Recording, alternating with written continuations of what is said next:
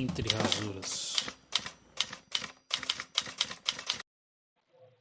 Salve pessoal, sejam bem-vindos a mais um React do canal. Hoje temos um corte do podcast Futeboteco, uma conversa com o professor de literatura comparada João César de Castro Rocha, professor de literatura comparada da Universidade Estadual do Rio de Janeiro, a UERJ. Bora para mais um React? É que o senhor falou, vou te propor uma experiência aí e tal.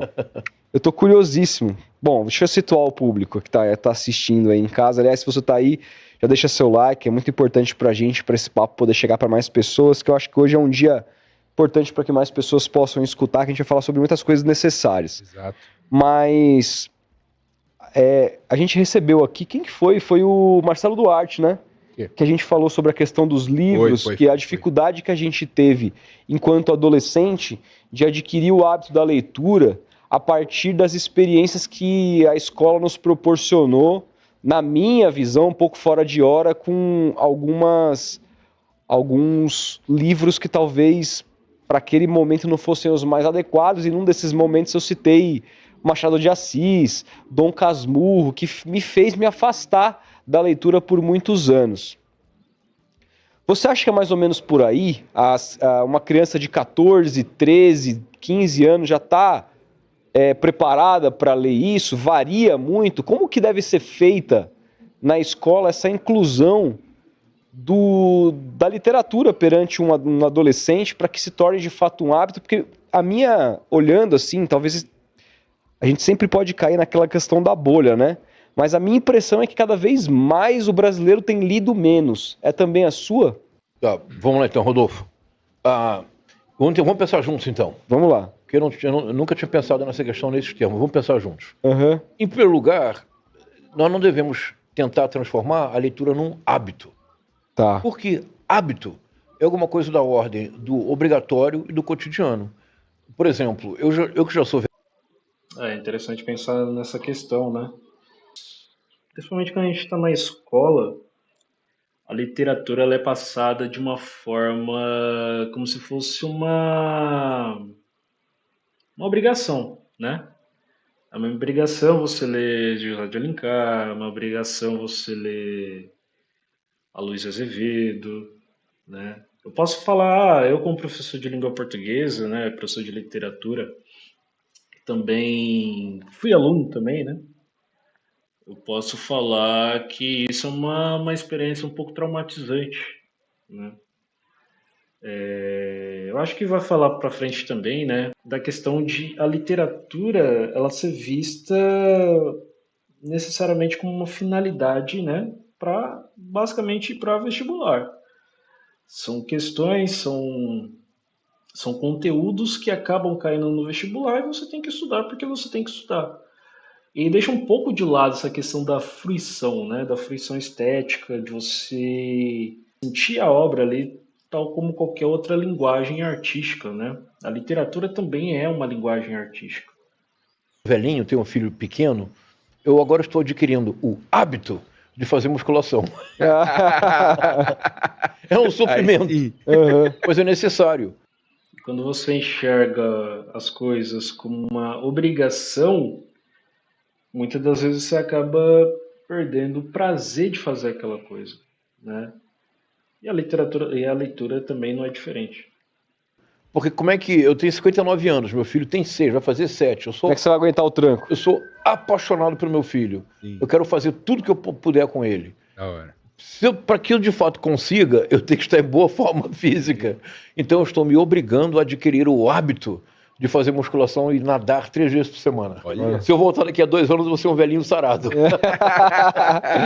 Isso é um hábito. Uhum. Nós não temos que transformar a leitura num hábito. A leitura tem que ser um hobby. A leitura tem que ser algo que por si só seja atraente. Prazeroso, né? Então aí é outra questão que eu concordo bastante, né?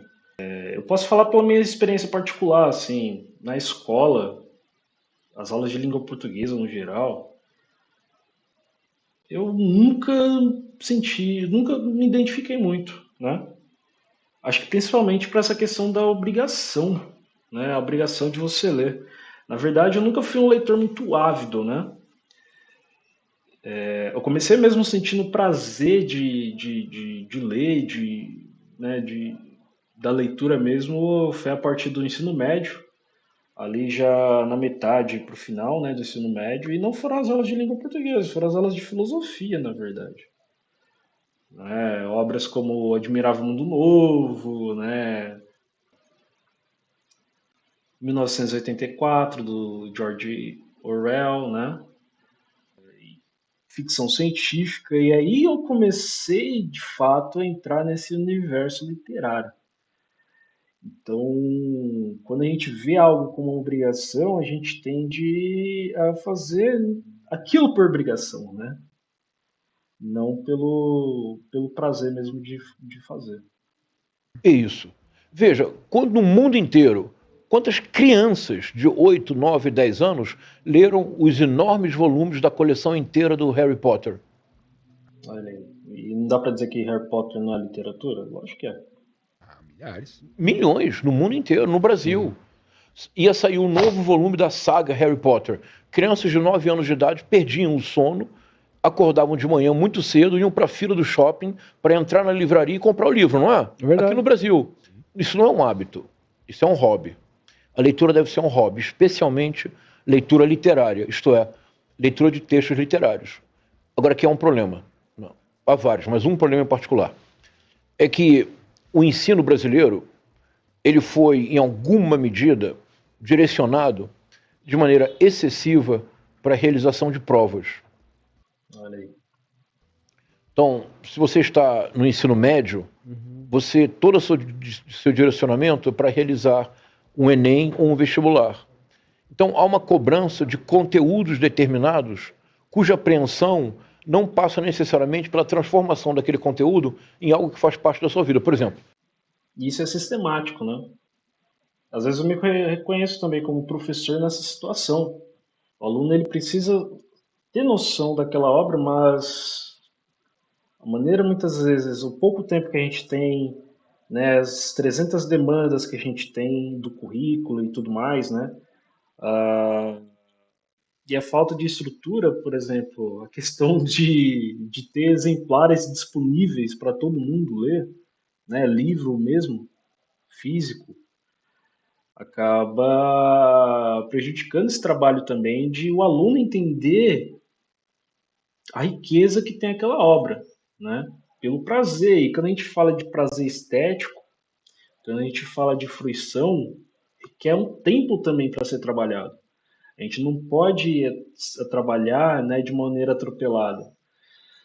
Então, é muito complicado. vocês são obviamente loucos por futebol. Sim. Então, o conhecimento que vocês têm de futebol é impressionante. Eu estava aqui escutando vocês conversando. Vocês são capazes de falar do time, da escalação do time de vocês de 15 anos atrás, não Sem são? dúvida. Sem E dúvida. vocês podem discutir detalhes de jogos, não podem? Com certeza. Isso é um conhecimento que já faz parte da vida de vocês, não é verdade? Sim. A literatura tem que ser isso. A literatura, ela precisa ser um conhecimento que faça parte da sua vida. É possível? Completamente. Mas absolutamente. É difícil? Nem tanto. Primeiro passo, então, proporia. Não se trata de criar o hábito da leitura, mas em pensar na leitura como um hobby, como uma atividade prazerosa que faz parte da sua vida, como o futebol é para vocês.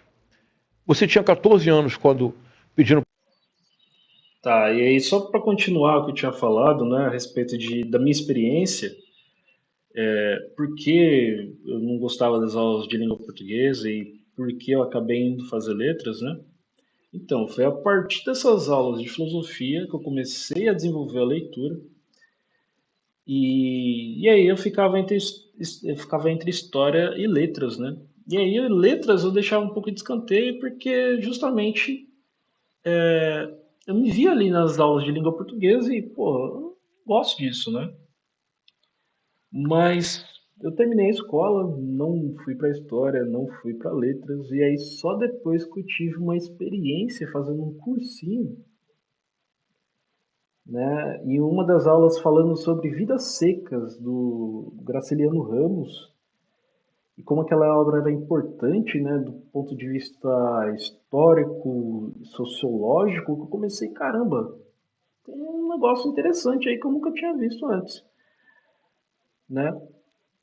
Porque assim, quando a gente fala de literatura, a literatura ela tenta chegar no cerne do que é literatura quando eu falo, né, principalmente de romances, de poesia, ela tenta chegar no cerne da nossa linguagem quando a gente fala de poesia e o romance ele trabalha justamente com a questão da humanidade, né? Tentando achar ali o sentido completo do ser humano. Então, a literatura ela aborda filosofia, ela aborda sociologia, ela aborda história. Lógico que esse não é o cerne da literatura, né?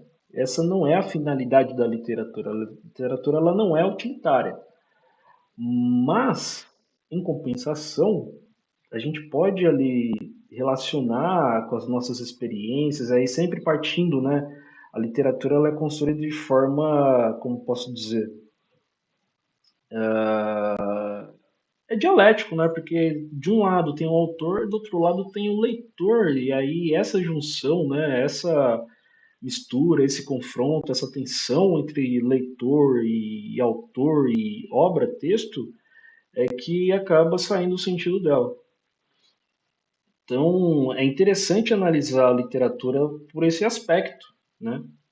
Eu gosto de falar que, não é que você não gosta de literatura, não é que você não gosta de ler. Talvez você ainda não achou uma obra para chamar de sua, né? Talvez você ainda não conseguiu se identificar com uma obra a partir das suas experiências, né? E outra coisa também que eu gosto de falar, a literatura, né, o letramento literário, a questão da leitura, é uma formação, é um processo contínuo, né? Não é porque você gosta de ler determinadas obras que você vai dominar tudo. Por exemplo, ó, eu posso citar um livro que mexeu bastante comigo em questão de linguagem, principalmente em questão de linguagem, e esse livro ele foi assim divisor de águas nas minhas leituras literárias.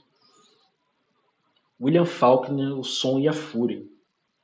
Quando eu comecei a ler esse livro, eu não entendia nada, não estava entendendo nada. Caramba, mano, por que eu estou querendo dizer?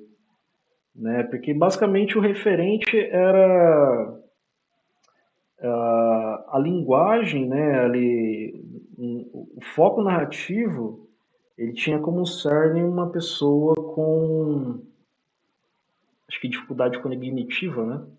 Eu não lembro, agora não vou lembrar ao certo. E a linguagem ela tentava emular como aquela pessoa falava e como se dava ali o processo de fluxo de consciência, né? E, mano, é muito foda esse livro. É muito, muito da hora esse livro.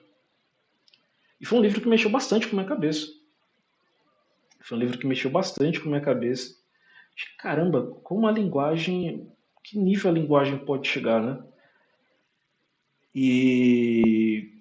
Beleza, e de certa forma também agora eu tô começando a ler Thomas Mann e, pô, a linguagem do Thomas Mann ainda eu não consegui aprendê-la, assim, eu acho muito, muito carregado, muito, e eu posso falar, assim, sinceramente, é chato, né? Em outras palavras, acaba sendo chato.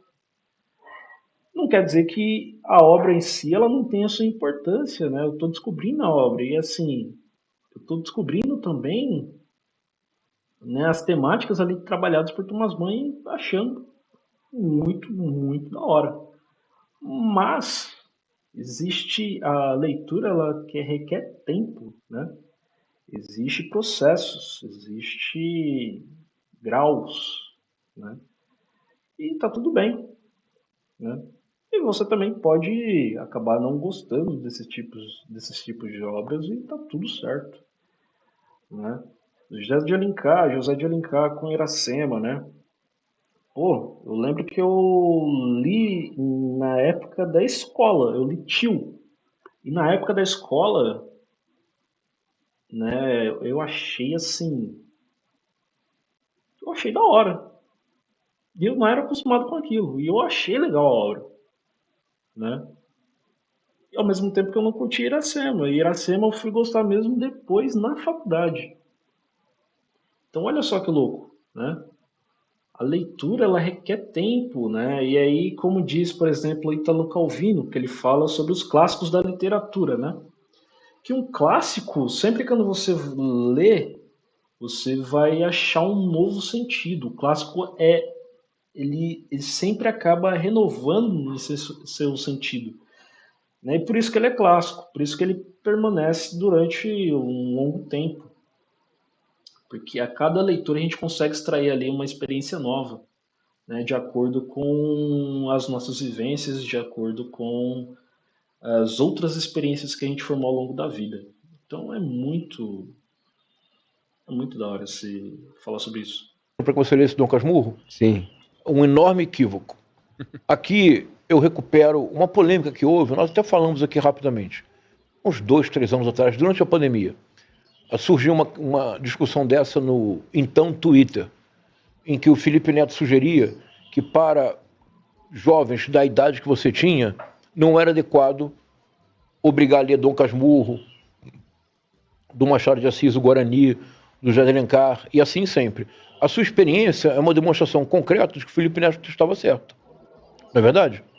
Que você foi obrigado a ler Dom Casmurro. Quando ele escreveu aquilo, eu não discordei, apesar da polêmica que deu e tal. Mas eu também não discordei. Uhum.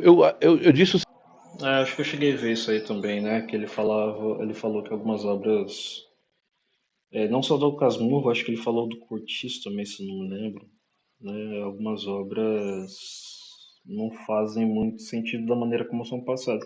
E aí também uma outra questão, né? A questão da contextualização. Eu acabei de falando sobre a falta de tempo, muitas das vezes. E aí entra também a questão da falta ali de contextualização que requer tempo também, né? E sim, acaba sendo muito complicado. Eu lembro que na época da escola eu achava também Machado de Assis assim chatíssimo, chatíssimo. E aí eu comecei a curtir mesmo o Machado de Assis na época da faculdade. Por quê? Não foram pelos romances dele que eu comecei a curtir, mas sim pelos contos, né? A cada aula, cada conjunto de aulas, né, a gente fazia ali análise de alguns contos e Machado de Assis é fenomenal, né? É fenomenal. E essa foi a entrada na obra do Machado de Assis. seguinte, que de fato, o que seria mais importante na escola é não ter a preocupação, então, o Rodolfo vai fazer um Enem, ou no vestibular, vai cair Dom Casmurro. Ele tem que ler Dom Casmurro para responder uma pergunta. Isso não é literatura. Machado de Assis jamais escreveu Dom Casmurro imaginando que um dia uma criança de 14 anos de idade seria obrigada a ler o romance para responder perguntas. Isso é um contrassenso. Você poderia, na escola, começar desenvolvendo gosto pela experiência literária. O que é a experiência literária? É você abrir um conto, ler um poema, ler uma crônica. Por exemplo, há vários cronistas contemporâneos excepcionais. Há um em particular, cronista, romancista e contista. Sérgio Rodrigues, vocês conhecem? Nossa, para quem não leu aí o Drible ainda tá perdendo tempo, hein, do Sérgio Rodrigues. É um livro que fala sobre futebol, fala bastante também ali sobre a década de 70 e 80, um livro fenomenal, fenomenal. O livro começa, né, contando sobre aquela tentativa de gol, né, do Pelé, acho que na Copa de 70, né, que ele tenta dar um drible da vaca no goleiro, né, o goleiro acho que do Uruguai, se eu não me engano. E a maneira como é narrado aumenta a questão dinâmica do lance, sabe? O drible do drible, sabe? É fantástico a maneira como ele escreve, né? E ele escreve de uma forma assim que a gente consegue visualizar, né? E aí o livro é tão interessante porque ele trata dessa, ele, né, indiretamente ele acaba também falando dessa transição entre o futebol ali clássico ali do Pelé e tal e a questão da profissionalização e a questão da difusão mesmo do futebol, né? E aí ele coloca como, né, através do jornalista lá, pai do protagonista da história, acho que é o pai do protagonista da história, né, que ele fala que a rádio, né, a transmissão via rádio que transformou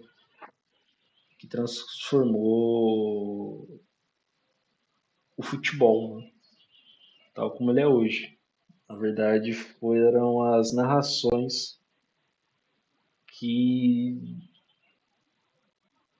superestimaram, não bem superestimaram, mas engrandeceram o futebol tal como ele é hoje. Não. Precisam convidá-lo aqui. É autor do mais impressionante romance sobre futebol na literatura brasileira contemporânea, O Drible. Sabe como começa o romance? Como? A descrição do mais famoso não gol da história do futebol. Pelé? O gol de 1970, o Pelé dá o drible da vaca no goleiro e erra Do Uruguai. Do Uruguai. E erra por. Ah, foi a final que isso. Coca chegou a Foi fazer a um semifinal. comercial com o Pelé fazendo esse gol. É. Olha que interessante, Felipe. Muito louco. Felipe, né? Sim, sim. Felipe, olha que interessante, olha que bonito isso. Há jogadores que fizeram gol depois do Pelé. Assim como na Copa de 70, o Pelé tem a intuição, ele recebe a bola, ele olha o goleiro, não lembro contra qual time. Uruguai, eu acho. Não. Isso do drible da vaca no goleiro. Mas o Pelé tenta fazer o gol do meio do campo. Foi contra o Peru?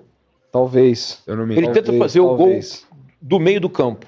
Ele não fez o gol. Depois do Pelé, até o Roger do Fluminense fez o gol. No Rogério. Fez o gol. Muitos fizeram depois do Pelé, mas o Pelé teve a imaginação da possibilidade do que até então parecia impossível. O que a literatura faz com a gente na vida? A literatura expande a nossa imaginação para a possibilidade do que até então nós imaginávamos que ninguém faria. A literatura é o gol que o Pelé não fez. Olha só. Mas a partir do momento que o Pelé tenta, entra no vocabulário do futebol. Alguém fará. Mas quem inventou a ideia foi o Pelé. É isso que a literatura faz, na vida. A literatura na vida é esse não gol do Pelé, esses famosos 2 não gols. Mas você não deveria ter sido exposto a Dom Casmurro desta forma. Você deveria ter lido uma crônica, um conto, um poema. Você deveria ter compreendido a mágica que a união das palavras pode fazer, como aquilo... Então, e aí está a questão da fruição, né? A questão da fruição e a questão do tempo, né? Porque se a gente pensa em alguns gêneros literários que são talvez até considerados menores, mas são mais curtos e são mais acessíveis de apreciar, como no caso uma crônica, né? Ou até mesmo um conto, a gente pode pensar que a gente acaba tendo, nós como professores, né? E aí falando de professor para professor, aí quem está assistindo seja professor também, a gente acaba tendo maior possibilidade de chegar, né, aos nossos alunos e mostrar como a literatura também é legal, como a literatura é interessante, né? E aí requer, de fato, é um trabalho, requer de fato um trabalho bem elaborado, né? Para a gente conseguir chegar nessa fruição estética. A gente sabe assim que a gente não vai, né, necessariamente conseguir atingir todos, mas os poucos que a gente conseguir atingir já é de grande êxito, né?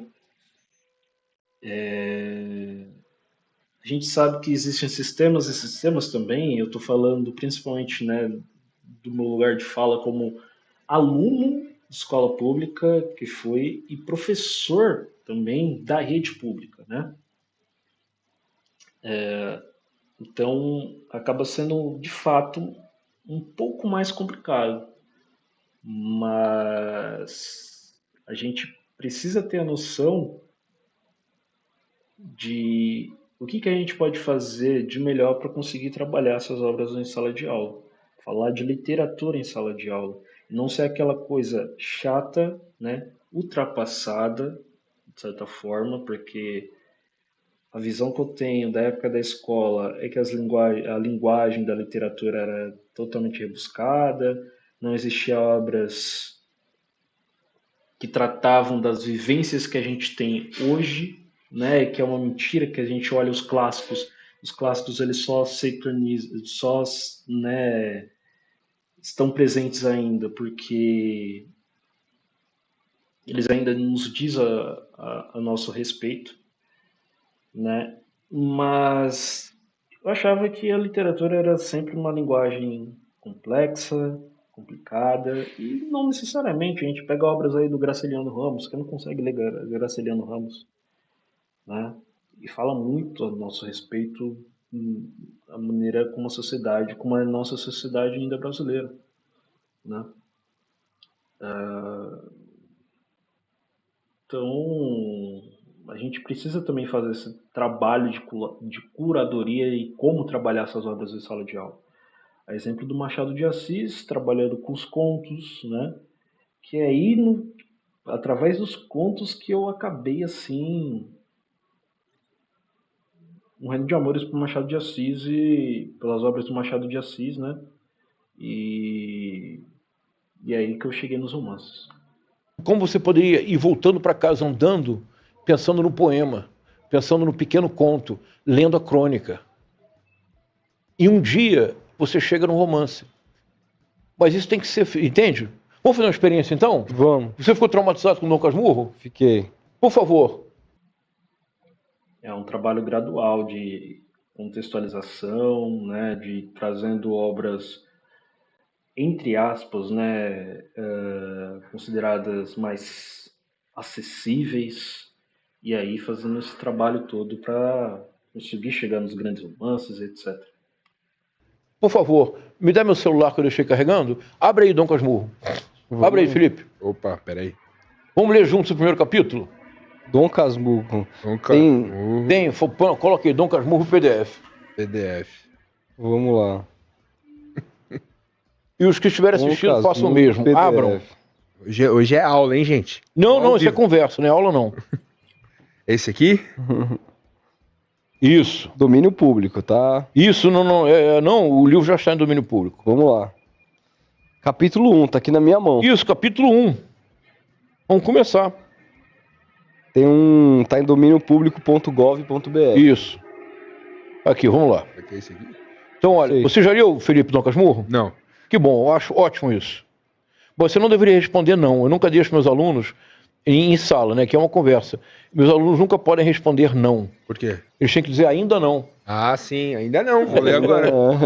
Porque não há nada impede você. Então vamos lá. Vamos lá. Primeiro, observações importantes em primeiro lugar. O Machado de Assis é o autor mais coloquial da literatura brasileira do século XIX. Ninguém no século XIX escreve como Machado de Assis. Porque o Machado de Assis é profundamente coloquial. E é muito simples o que ele escreve. É assim, é sujeito, verbo, predicado, que é a estrutura básica da frase. Não tem inversão sintática, não tem preciosismo. O vocabulário do Machado é profundamente atual. Então, vamos, respira fundo, Vamos lá. vamos lá. Olha que coisa. E como ele é engraçado, quer ver? Olha só. A gente vai ver uns detalhes aqui. Uma noite destas, vindo da cidade para o Engenho Novo, encontrei no trem da Central um rapaz aqui do bairro, que eu conheço de vista e de chapéu. Cumprimentou-me. Sentou-se ao pé de mim, falou da lua e dos ministros e acabou recitando-me versos. A viagem era curta e os versos pode ser que não fossem inteiramente maus. Sucedeu, porém, que como eu estava cansado, fechei os olhos 3 ou 4 vezes. Tanto bastou para que ele interrompesse a leitura e metesse os versos no bolso. Continue, disse eu acordando. Já acabei, murmurou ele. São muito bonitos. Vi-lhe fazer um gesto para tirá-los outra vez do bolso, mas não passou do gesto, estava moado. No dia seguinte entrou a dizer de mim nomes feios e acabou cunhando-me Dom Casmurro. Os vizinhos, que não gostam dos meus hábitos reclusos e calados, deram um curso à alcunha, que afinal pegou. Nem por isso me zanguei. Pronto. Vamos lá, Rodolfo, Felipe. É bem simples, não é? Sim, Sim, Poderia ter sido escrito hoje? poderia, 2024. sem dúvida. ele é. Tem alguma estrutura sintática complexa? Não, Não. Ó, uma noite destas. Alguma palavra que você não conheça? não. Não. Isso é um Machado de Assis. Agora, quer ver como é que é genial? Olha só. Engenho, aqui, quem é do Rio de Janeiro não tem dúvida. Engenho Novo é um subúrbio do Rio de Janeiro. Me diga um bairro de periferia de São Paulo. Bairro de Campo periferia. Campo Limpo. Uma noite destas, vindo da cidade ao centro, vindo da cidade para o Campo Limpo, encontrei no trem da Central. Ele não tem carruagem. Ele não tem locomoção própria. É no trem da Central. Seria o trem da... A estação de metrô. CPTM. Um rapaz aqui do bairro. Agora olha que genial. Que eu conheço de vista e de chapéu. O que você acha que pode ser conhecido de chapéu? Imagina que todo mundo usa chapéu. O que você faz quando você passa por alguém com chapéu? Pimenta. Isso. Então ele não é do bairro, mora talvez na mesma rua, mas ele nunca falou com a pessoa. Olha só as entrelinhas. Sentou-se ao pé de mim. Agora olha que genial. É aqui que o Machado começa a ser Machado. Falou da lua e dos ministros. E acabou recitando meus versos. Só o que ele queria era ler os versos dele para o Bento Santiago, que é o personagem. Ele começa falando da lua, fala dos ministros, bum, tá aqui os meus versos, que são péssimos, porque o Bento Santiago dorme. Quando ele dorme, o sujeito se aborrece, o chama de Dom Casmurro, e fica sendo o apelido dele no bairro onde ele mora. Agora, no bairro onde ele mora, ele é recluso, ele não fala com ninguém. Por isso os vizinhos aceitam a alcunha de Dom Casmurro. Mas como é que os vizinhos vão saber que ele... E aí a gente pode falar também que é o Dom Casmurro, né? No caso, o Bentinho foi o primeiro incel, talvez, né, da história, né? Mas aí fica para um próximo vídeo aí que a gente pode analisar Dom Casmurro e a perspectiva da Capitu também. virou Dom Casmurro? Quem contou? Provavelmente o outro cara. É, É. como é que ele contou para os outros? É, aquele cara é um esquisitão mesmo. É, Eu estava conversando com ele, ele certamente não dirá, fui ler meus versos. Sim. Estava conversando, ele começou a dormir na minha frente. Perdão, da literatura brasileira, né? Dá pra pensar da literatura. Apesar que tem, acho que tem outros exemplos também, mas ele é o exemplo mais emblemático, né? Dessa visão um pouco não, dessa visão machista de fato. Mas isso aí é discussão para um próximo vídeo. Que grosseiro, é um casmurro, virou... Tá claro? tá claro. É isso, Machado. É isso. Então concluímos Não é, que, não, que me diga, Rodolfo, a escola não é interessante? Eu acho interessantíssimo. E assim, eu não tenho. A questão é: o Rodolfo de 36 anos, que fez domingo agora, tá tendo uma interpretação dessa forma lendo Claro. isso. É. Uma coisa é o Rodolfo de 14 Então, anos. o Rodolfo de 14 anos não deveria ter sido obrigado a ler Dom Casmurro. Então, e aí parte dessa questão da experiência, né? A gente consegue só analisar o sentido das coisas quando a gente tem ali uma propriedade, uma experiência para analisar aquela coisa, né? Não dá para a gente trabalhar uma obra tão complexa, talvez, com pessoas ali de 13, 14 anos, né? É muito complicado, muito complicado. É isso. Você poderia ler uma crônica do Machado, um conto. O Machado tem vários contos, tem poemas. Você deveria principiar pela experiência literária. Mas o que eu estou chamando A experiência ela acaba sendo traumática, né? de experiência literária? Posso fazer outra experiência com vocês? Claro. Olha, vou dizer para vocês o começo de 2 romances. Primeiro é assim, é em espanhol, mas vocês vão entender. Vine a Comala porque me dijeron... fala de Comala, eu já penso no Pedro Páramo, né, do Juan Rulfo, que é um livro mexicano, uma das maiores obras mexicanas da literatura, né? Da literatura mundial, digamos, né? É um livro, um marco ali do realismo mágico. Tem inclusive um short que eu falo sobre ele, né? Vocês podem caçar aí o short. Então, que aqui vive mi padre, vírgula, um tal de Pedro Páramo. É o começo do romance definitivo da literatura contemporânea mexicana, que é Pedro Páramo e Juan Rulfo. Então, de novo, olha, vinha com mala porque me disseram que aqui vive meu pai, vírgula, um tal de Pedro Páramo. Onde é que está o segredo dessa frase que torna o romance uma das aberturas mais impressionantes de romances de toda a literatura, não só mexicana? Um tal? Isso, Felipe. Viu? Isso é experiência literária. Isso. Exatamente. Por quê, Felipe? Que talvez a pessoa não conheça É ele. isso, filho. Olha que maravilha. Eu faço essa experiência no mundo inteiro. Sempre dá certo. Porque é isso. Olha que bonito. Veja. Porque se o romance começa assim: vinha com mala porque me disseram que aqui vive meu pai, vírgula, Pedro Páramo. Não tem graça nenhuma. Porque simplesmente ele pode ter sido afastado do pai, ele pode ter se separado do pai. Não tem graça. Agora, vinha com mala. Tá me acompanhando, Rodolfo? Aham. Vinha com mala porque me disseram que aqui vive meu pai. Um tal de Pedro Páramo. Ele nunca viu o pai. É outro romance, não é? Sim. Um tal. O menor conto da história da literatura, de todas as literaturas, o menor conto é de um guatemalteco chamado Augusto Monterroso.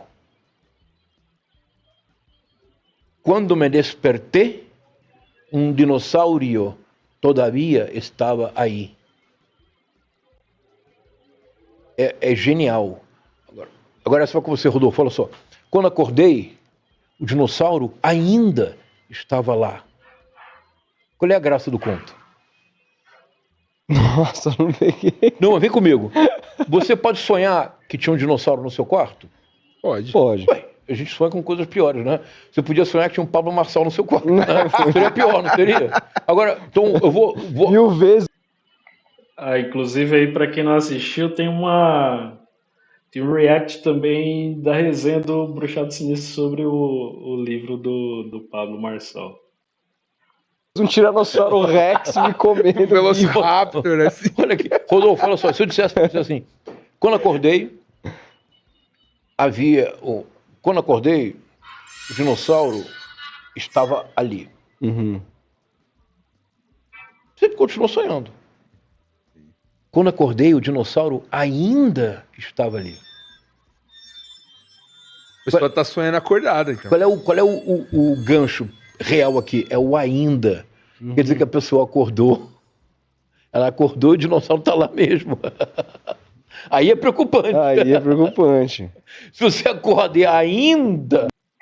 O louco, né? Com a palavra ela muda o sentido todo do texto. Então é uma palavra. Sutileza da É palavra. isso. Então, essa experiência pode ser feita com crianças de 14 anos, não pode? Pode. Claro. Isso pode ser feito com crianças de 12 anos, não pode? Pode.